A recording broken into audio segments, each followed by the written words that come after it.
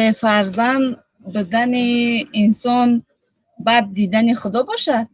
نه، حضرت عایشه رضی الله عنها محبوب ترین زنهای پیامبر صلی الله علیه و سلم بودن. بعد اینکه به مدینه هجرت کردند در صحیح مسلم آمده است که عمرو ابن العاص گفت که یا رسول الله من احب الناس الیک قال عایشه، از همه آدمی دوست داشته ترین شما کی است؟ عایشه.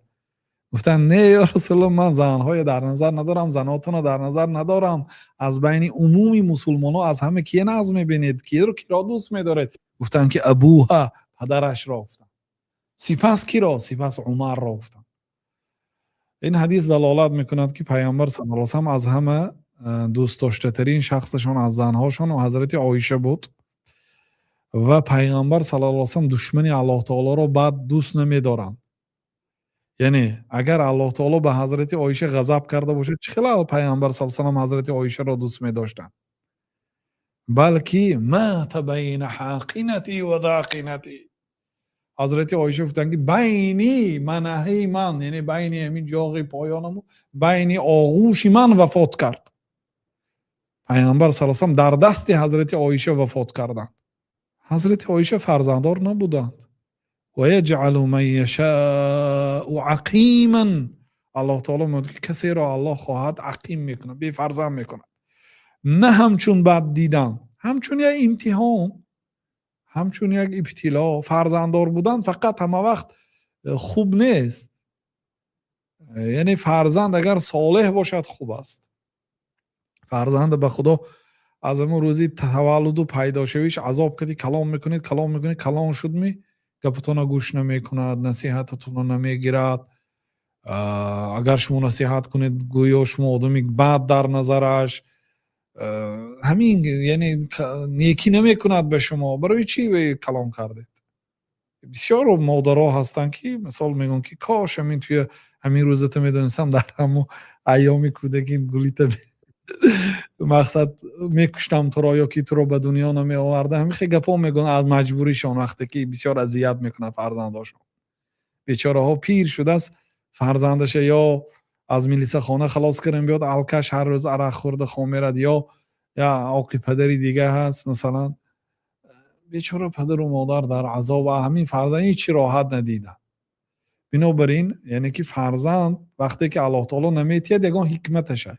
روز قیامت میگوید شما که برای چی برای شما فرزند نداد، بعد میگوید که ها خرسند میشید.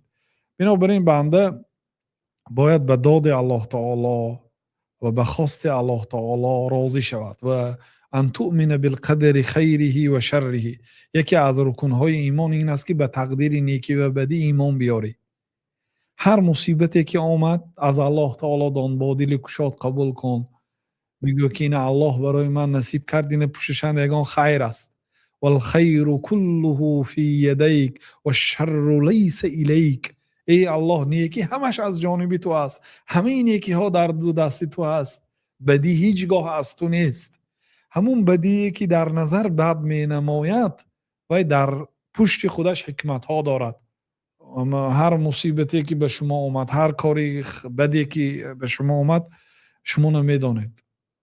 عسى ان تکرهوا شیئا و هو خیر لكم. در قرآن کریم الله تعالی میگه شاید چیزی رو شما بد میبینید، یعنی بی فرزندیتون شما بد میبینید، و هو خیر لكم، و این برای شما خیر است. و عسى ان تحبوا شیئا، شاید شما چیزی رو خوب دوست میدارید، و هو شر لكم، و حال که برای شما بد است. والله یعلم و انتم لا تعلمون. الله تعالی میداند شما نمیدانید. گفت بنابراین اگر شما بی فرزند باشید غمگین نشوید. الله تعالی داد، خوشا به حالتون، تربیه نیک کنید. از الله تعالی فرزندی صالح پرسید، هیچ جگاه فرزندی خالی نپرسید. دعاهای پیغمبرای بینید، رب هب لی من الصالحین، ای پروردگار برای من از جمله صالحان نصیب کن. ذریه طیبه، فرزندی پاک ده، فرزندی صالح ده. دعا میکردن. بنابراین فرزندی صالح پرسید، داد، خوشا به حالتون. نداد، خوشا به حالتون. ما به خواست الله تعالی راضی هستیم و این از خواست الله تعالی هست. بنابراین غمگین نشید. این عذاب نیست، این غضب نیست، این بد دیدن الله تعالی نیست. این حضرت عایشه مادر مومنان فرزند نداشتن.